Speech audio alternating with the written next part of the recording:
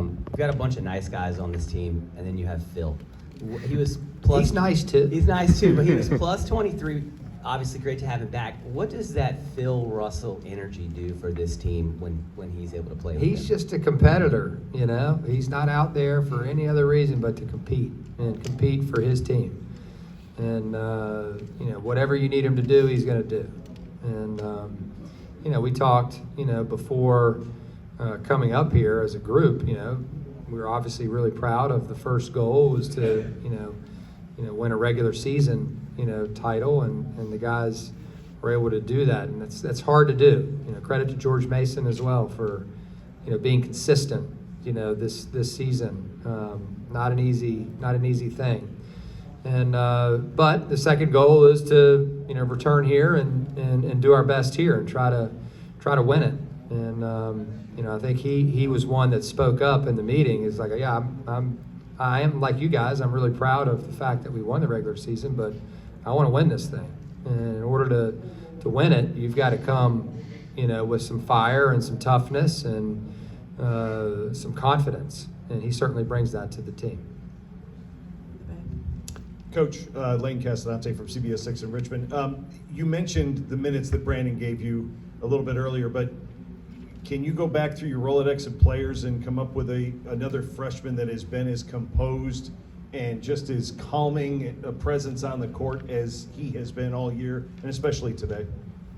Yeah, I mean, he was tremendous, you know, today. And I never worry about when I sub him in, you know, what is he going to bring the energy? What's he going to do when he gets out there? We know what he does. Like he helps you win, and whether it's blocking a shot, whether it's snatching a rebound, whether it's defending full court and putting pressure on the defense or on the offense. You know, he's gonna impact winning. And you know, today obviously he was open a couple of times and you know, knocked down 2 threes in the first half that we needed. You know, when we weren't shooting it particularly well, we were missing some open ones. And he just came in and gave us a big lift. Zach Joachim, Richmond Times-Dispatch. Coach Lane preempted my question there, but I was going to ask about Brandon as well. His performance today makes me think back to the Navy game and that first day that he was at the podium. Just what about his makeup intangibly off the court throughout the season has made you believe that he could impact this team how he did today and how he has throughout the season? Yeah, I know the game you're talking about, the Boston College game. I mean, that was when Zeb was hurt, and so we didn't have Zeb, you know, playing at that point available. And, you know, he was just working his way into being an impact player for us, you know, in a very important role. And, you know, he can really defend, you know, off the court. He works hard. He's a great student. All of our guys, the freshman class, you know, we had 3 guys with 4.0s, you know, in the first semester.